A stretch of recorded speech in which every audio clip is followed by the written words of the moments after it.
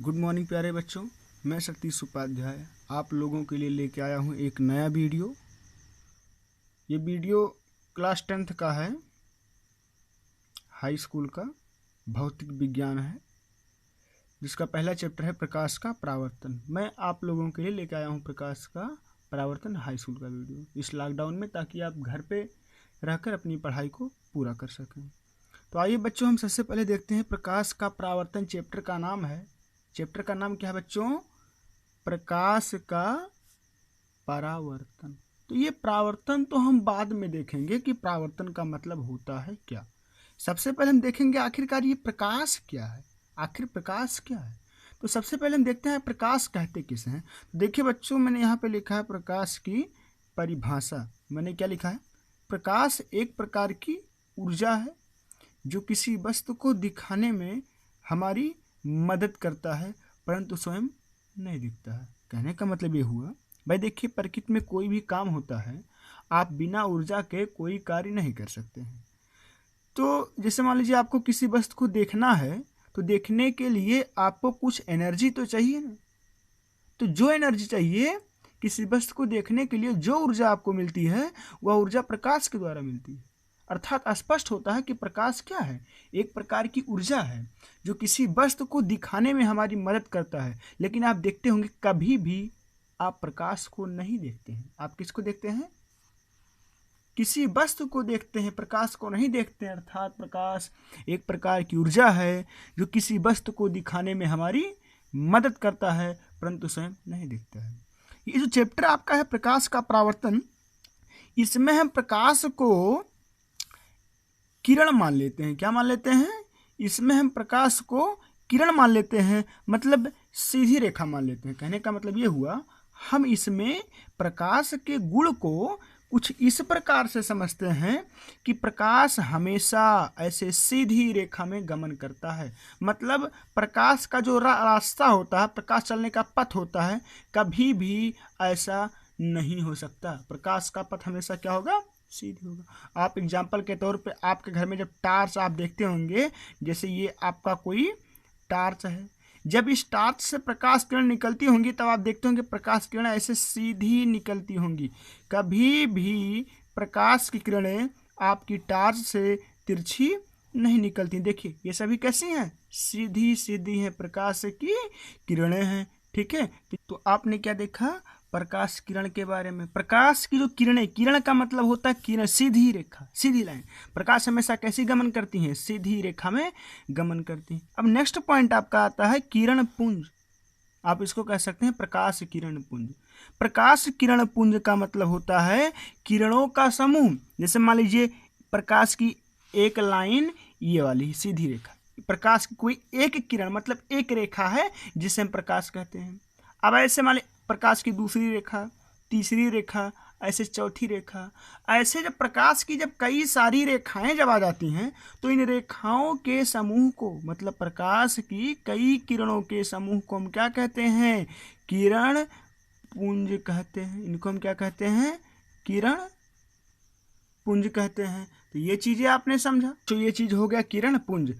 अब हम बच्चों पढ़ने जा रहे हैं परावर्तन के बारे में कि आखिर परावर्तन कहते किसे हैं। हम देखेंगे परावर्तन। तो परावर्तन का सीधा साधा शाब्दिक अर्थ होता है टकरा कर वापस आना। ये परावर्तन का सामान्य अर्थ होता है, टकरा कर वापस आना। लेकिन हम क्या पढ़ेंगे? हमारा चैप्टर का नाम क्या है? प्रकाश का परावर्तन। अर्थात जो प्रकाश की किरणें होती हैं, प्रकाश की जो किरण होती हैं, ये वाली जो प्रकाश की जो रेखाएं होती हैं, जो प्रकाश की किरणें होती हैं, ये टकराकर, इनका टकराकर वापस आना, इनको हम क्या कहते हैं? प्रकाश का परावर्तन। मतलब प्रकाश की जो किरणें हैं वो जब टकराकर वापस चली आती हैं तो उन्हें हम क्या कहते हैं? परावर्तन कहते हैं। तो प्रकाश के परावर्तन को कुछ इस प्रकार से समझते हैं। मान लेते हैं ये मेरा कोई तल है, तल का मतलब होता कोई सतह है। ये कोई सतह है, ये सतह कुछ इस प्रकार का था कि चिकना था, मतलब प्लेन था, चमकीला सतह था। इसके इधर वाले तल पर जो ये वाली मैंने डॉट लाइन बनाई है, मतलब चमकीला था, इधर मैंने क्या कर दिया? कोई पेंट लगा दिया। अब पेंट लगाने का मतलब क्या हुआ, ये आर पार इसको हम नहीं देख सकते, मतलब जब प्रकाश यहाँ से जाएगा तो उस पार नहीं जा पाएगा, इधर से ही वापस चला आएगा। कहने का मतलब जैसे मान लीजिए अगर जो आपके पास है कोई शीशा हो जो पारदर्शी हो, जिसे हम आर पार देख लें, अब जब आप उसमें टार्च से प्रकाश किरणें भेजेंगे तो प्रकाश किरण क्या होंगी, आर पार निकल जाएंगी।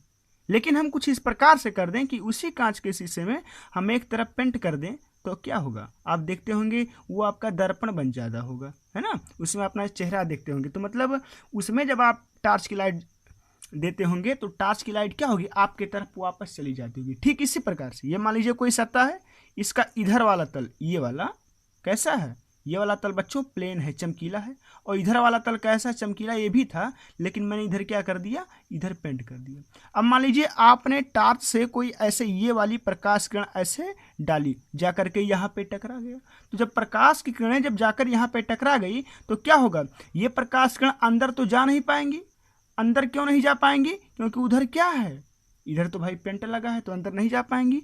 तो ये प्रकाश किरण क्या होगा, वापस ऐसे इधर वापस चली आएंगी। तो इसी घटना को हम क्या कहते हैं, प्रकाश का परावर्तन। कहने का मतलब प्रकाश के परावर्तन का यदि हम परिभाषा दें तो इसका परिभाषा होगा, जब कोई प्रकाश की किरण किसी चमकदार सतह के तल पर टकराती हैं और टकराने के बाद वापस चली आती हैं, तो इस घटना को हम क्या कहते हैं, प्रकाश का परावर्तन कहते हैं। क्या कहते हैं, प्रकाश का परावर्तन कहते हैं। तो बच्चों अब देखिए हम प्रकाश के परावर्तन का परिभाषा देने जा रहे हैं कि आखिर प्रकाश के परावर्तन का परिभाषा हम क्या देंगे। तो इसका परिभाषा देखिए इस प्रकार से होता है कि जब प्रकाश की किरण किसी माध्यम से होते हुए किसी चमकदार तल से टकराती हैं तो वह टकरा कर उसी माध्यम में चली आती हैं, इस घटना को प्रकाश का परावर्तन कहते हैं। ध्यान दीजिए बच्चों, एक पॉइंट इसमें आया, माध्यम। जब प्रकाश की किरणें किसी माध्यम से होते हुए किसी तल पे टकराती हैं तो वापस कहाँ पे चली आती हैं, उसी माध्यम से चली आती है। माध्यम का मतलब होता है मीडियम, अंग्रेजी इसका होता है मीडियम। जैसे आप सुने होंगे हिंदी मीडियम, इंग्लिश मीडियम, तो अंग्रेजी माध्यम, हिंदी माध्यम, यही तो होता है। तो कहने का मतलब माध्यम का मतलब होता है कहाँ से जाना, ठीक है। तो मान लीजिए प्रकाश किरणें वायु से होते हुए जा रही हैं, है ना, प्रकाश किरणें वायु से होते हुए जा रही हैं और किसी तल से टकराती हैं, तो टकराने के बाद वापस किधर आएंगी, वायु में ही चली आएंगी। अगर वह जल से होते हुए जाकर किसी तल से टकराती हैं तो वापस जल में ही चली आएंगी। यही होता है प्रकाश का परावर्तन। सबसे मेन इंपॉर्टेंट चीज इस परावर्तन में यही होता है कि प्रकाश की किरणें जिस माध्यम में जाती हैं उसी माध्यम में वापस चली जाती हैं। ध्यान दीजिए बच्चों, इस चीज को आप नोट बना लें और नोट कर लें कि प्रकाश की किरण प्रकाश के परावर्तन में प्रकाश की किरण जिस माध्यम से जाती हैं उसी माध्यम में वापस चली जाती हैं। अब इसके बाद हम चलते हैं प्रकाश के परावर्तन में इस चैप्टर में संबंधित कुछ महत्वपूर्ण बिंदु हैं, उन बिंदुओं पर हम चर्चा करते हैं। देखिए जैसे मान लीजिए यहाँ पर ये जो मेरा ए बी है, देखिए यहाँ से ए है, ये बी है, ये कोई एक सत्ता है, कोई तल है जो कैसा था, ये पूरा का पूरा तल चमकीला था। मैंने क्या किया, इसके इधर वाले तल पर, जिधर पेन इशारा कर रहा इधर ये वाले तल पे मैं देखिए डॉट डॉट करके क्या कर दिया है, ये डॉट डॉट जो चिन्ह है ये वाली लाइन, इसका मतलब ये है कि मैंने इधर पेंट कर दिया है। तो पेंट इधर हुआ है, मतलब इधर वाला तल कैसा, अभी भी चिकना है, पूरा अच्छा है, ठीक है, चमकीला है। अब मान लीजिए मैं कोई प्रकाश की किरण यहाँ से ऐसे तिरछे, ऐसे यहाँ से कोई तिरछे प्रकाश की किरण CO मैं इस बिंदु पर डालता हूँ, CO इस बिंदु पर मैं डालता हूँ, मतलब CO एक प्रकाश की किरण है जिसे मैंने कहाँ डाला, बिंदु O पर। तो ये बिंदु O पर CO प्रकाश की किरण क्या हो रही है, बिंदु O पर आ रही है, इसलिए हम CO प्रकाश की किरण का नाम क्या देंगे बच्चों, देखिए CO बराबर आपतित किरण। ध्यान दीजिए बच्चों, CO बराबर क्या हो गया, आपतित किरण। यहाँ पे देखिए ये DO, ये CO प्रकाश किरण गई बिंदु O पर टकराई और टकराने के बाद यहाँ से O से D के रास्ते ऐसे होते हुए प्रकाश किरण वापस चली गई। ध्यान दीजिए, इधर का माध्यम कैसा था, ये सब माध्यम आपका वायु का माध्यम था, तो प्रकाश किरण वायु से गई थी और वायु में वापस चली आएगी। तो ये जो आपका देखिए मैंने DO लिख दिया है, यहाँ पे OD कर दूं, क्या कर दूं यहाँ पे मैं OD, ठीक है। देखिए OD ये कौन सी किरण है, परावर्तित किरण। मतलब ये जो OD जो प्रकाश किरण है ये बिंदु O पर टकराने के बाद निकल रही है, वापस आ रही है, इसलिए हम इसका नाम क्या देते हैं, परावर्तित किरण। और देखिए EO क्या है, ये जो आपका बिंदु O है, बिंदु O का हम नाम देते हैं, बिंदु O है आपतन बिंदु है। क्या बच्चों, बिंदु O आपका है आपतन बिंदु। आपतन बिंदु मतलब जिस बिंदु पर प्रकाश की किरण आती है हम उसका नाम क्या देते हैं, आपतन बिंदु। बिंदु O क्या है, आपतन बिंदु। और जो आपका ये OE, ये वाली देखिए जो O, जो आपका OE है, मतलब O यहाँ से OE, ये वाली लाइन क्या है, इस आपतन बिंदु पर, आपतन बिंदु O पर जो OE लाइन है ये क्या है, अभिलंब है। देखिए भाई, तल आपका ये वाली सीधी आपकी तल हो गई, तो इस तल पे ये बिंदु O है, तो इस बिंदु पर ये जो सीधी लाइन क्या होगी, ये होगा आपका अभिलंब। इसलिए हम OE का नाम क्या देते हैं, अभिलंब। तो देखिए बच्चों, आप लोगों ने इतना देख लिया, प्रकाश के परावर्तन से संबंधित इतने कुछ महत्वपूर्ण बिंदु हैं और इन बिंदुओं का आगे उपयोग पड़ेगा। अब इसके बाद में बच्चों परावर्तन के कुछ नियम होते हैं, हम उन नियमों को देखते हैं कि जब प्रकाश की किरण किसी तल पर टकराती है तो टकराने के बाद जब वो वापस चली आती हैं तो किस नियम के आधार पर आती हैं। जिस नियम के आधार पर आती हैं उसी नियम को हम कहते हैं प्रकाश के परावर्तन का नियम। तो प्रकाश के परावर्तन के जो नियम होते हैं ये बच्चों 2 नियम होते हैं। प्रकाश के परावर्तन के कितने नियम होते हैं, प्रकाश के परावर्तन के 2 नियम होते हैं। देखिए प्रकाश के परावर्तन का के कितने नियम होते हैं, 2 नियम होते हैं। पहला नियम क्या कहता है, आपतन बिंदु पर, ध्यान दीजिए, आपतन बिंदु पर आपतित किरण, परावर्तित किरण, अभिलंब तीनों एक ही तल में होते हैं। पहला नियम ये है। इस नियम को आप यहाँ पे देखिए क्या लिखा हुआ है, आपतन बिंदु पर आपतित किरण, परावर्तित किरण, अभिलंब तीनों एक ही तल में होते हैं। कहने का मतलब देखो, आपतन बिंदु पर, तो ये आपतन बिंदु है, इस बिंदु पर आपतित किरण, ये वाली, ये आपतित किरण और ये परावर्तित किरण और ये अभिलंब, ये तीनों मतलब आपतित किरण, परावर्तित किरण और अभिलंब, ये तीनों किरणें आपतन बिंदु पर होते हैं और एक ही तल में होते हैं। आप यहाँ पे देख रहे होंगे तो देखिए, ये आपतित किरण है, ये परावर्तित किरण है और ये अभिलंब है। ये तीनों किस तल में है, कागज के तल में है, अर्थात तीनों एक ही तल में हैं और एक ही बिंदु पर है। तो पहला नियम ये हो गया। और इनका जो दूसरा नियम है, दूसरा नियम ये है कि अभिलंब के साथ बना आपतन कोण तथा अभिलंब के साथ बना परावर्तन कोण दोनों बराबर होते हैं। ये नियम बहुत ही इम्पॉर्टेंट है बच्चों, इसको आप लोग ध्यान दीजिएगा। अभिलंब के साथ बना आपतन कोण तथा अभिलंब के साथ बना परावर्तन कोण बराबर होता है।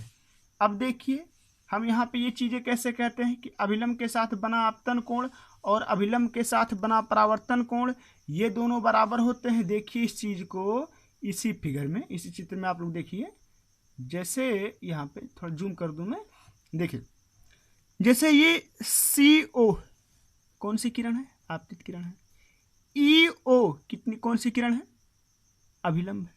तो ये जो CO आपतित किरण है ये अभिलंब के साथ कुछ एंगल बनाएगा। हम मान लेते हैं, सपोज कीजिए मैं मान लिया कि CO जो आपतित किरण है अभिलंब EO के साथ मान लीजिए 30 अंश का कोण बनाया। कितना कोण बनाया बच्चों? 30 अंश का कोण बनाया। तो अभिलंब के साथ आपतित किरण कितना कोण बनाए? 30 अंश। अब देखिए, तो इस नियम के आधार पे ये जो परावर्तित किरण DO है ये भी अभिलंब के साथ कितना कोण बनाएगी? 30 अंश का ही बनाएगी। यही होता है परावर्तन का दूसरा नियम। मतलब अभिलंब के साथ बना आपतन कोण और अभिलंब के साथ बना परावर्तन कोण, ये दोनों कोण क्या होते हैं बच्चों? हमेशा बराबर होंगे। कहने का मतलब अगर किसी प्रकाश की किरण को आप अभिलंब से 30 अंश के कोण पर डालते हो तो वह अभिलंब से 30 अंश के कोण पर वापस निकल जाएगी। अगर आप 60 अंश के कोण पर डालते हो तो प्रकाश किरण 60 अंश के कोण पे निकल जाएगी। इसीलिए देखिए बच्चों, जब मैंने यहाँ पे फिगर बनाया है तो प्रकाश की किरण जो CO है, जो आपतित किरण है, मैंने इसको उल्टा ले ली, मैंने इसको तिरछा ले लिया। अगर मैं जो ये EO लाइन है मतलब टार्च को मैं ऐसे सीधा रखता ऐसे, तब आपको नहीं दिखाई देता परावर्तन का नियम। क्योंकि मान लीजिए ये आपकी टार्च, आप ऐसे देते टार्च की लाइट, तो प्रकाश किरण EO लाइन पे जाती, कहाँ पे? बिंदु O पर। तो बिंदु O क्या होता? आपका आपतन बिंदु। अब इसी बिंदु पर अभिलंब चाहिए तो अभिलंब भी तो इसी बिंदु पर EO आएगा। तो EO आपतित किरण है और EO अभिलंब भी रहेगा, तो दोनों के साथ कितना कोण बना? 0। तो परावर्तित किरण भी 0 अंश का कोण बनाएगी, मतलब वापस चली जाएगी। तो जब टार्च मान लीजिए कोई प्रकाश किरण ऐसे जा रही है और इसी रास्ते से वापस चली आ रही है, तो भाई आपको कैसे पता चलेगा कि ये जा रही है कि आ रही है? आपको लगे कि नहीं जा रही है। इसीलिए हम प्रकाश के परावर्तन को समझने के लिए हमेशा किसी तल से प्रकाश किरण को तिरछा आपतित करते हैं, न कि सीधा लंबवत कभी भी आपतित नहीं करवाते हैं। तो ये चीज़ बच्चों आपके समझ में आ गई होगी। तो ध्यान दीजिए, इसका आप स्क्रीनशॉट ले लीजिए और नोट्स आप बना लीजिएगा प्रकाश के परावर्तन के नियम। ठीक है, 2 नियम बहुत ही इंपॉर्टेंट है। आपतन बिंदु पर आपतित किरण, परावर्तित किरण, अभिलंब तीनों एक ही तल में होते हैं। अभिलंब के साथ बना आपतन कोण तथा अभिलंब के साथ बना परावर्तन कोण, ये दोनों क्या होते हैं? आपके बराबर होते हैं। तो आशा करता हूँ आप लोग ये वीडियो देख करके प्रकाश के परावर्तन का जो बेसिक मेथड है, जो बेसिक परिभाषा है, उस चीज़ को आप समझे होंगे। और आप इसको नोट बनाइए और अच्छे से वीडियो को 2-3 बार करके देखिए। ना समझ में आए तो वीडियो को स्लो मोशन में करके देखिए अच्छी तरीके से, और आप घर पे रह के पढ़ाई कीजिए और घर पे रहिए, सुरक्षित रहिए। और साथ में अब इसके नेक्स्ट वीडियो में मैं आपको दर्पण बताऊंगा, जिसमें आप लोग यही सोच रहे होंगे कि सर अवतल दर्पण उत्तल दर्पण नहीं बताया गया। तो ये आपको नेक्स्ट में बताया जाएगा कि आखिर उत्तल दर्पण किसे कहते हैं, अवतल दर्पण किसे कहते हैं। सबसे पहले हमने क्या बताया? प्रकाश के परावर्तन को मैंने दिखाया। ठीक है, तो इतनी चीज़ें मैंने आपको पढ़ा दिया। प्रकाश का परावर्तन देखिए, ये चीज़ें मैंने आपको बता दिया। ठीक है, अब इसके बाद में ये चीज़ें मैंने बताया आपको, प्रकाश का परावर्तन बताया, जो इसका बेसिक परिभाषा होता है स्ट्रक्चर के माध्यम से, साथ में प्रकाश के परावर्तन के नियम होते हैं, मैंने इनको बताया। तो आप पढ़ाई कीजिए। इसके बाद में नेक्स्ट वीडियो में मैं दर्पण पढ़ाऊंगा, फिर उसमें आपका जो फार्मूला वगैरह आता है वो सब भी चलेगा। तो मोटिवेशन के लिए आप लोग इस वीडियो को लाइक करें, शेयर करें और सब्सक्राइब करें, और घर पे रहें, सुरक्षित रहें। जय हिंद, जय भारत।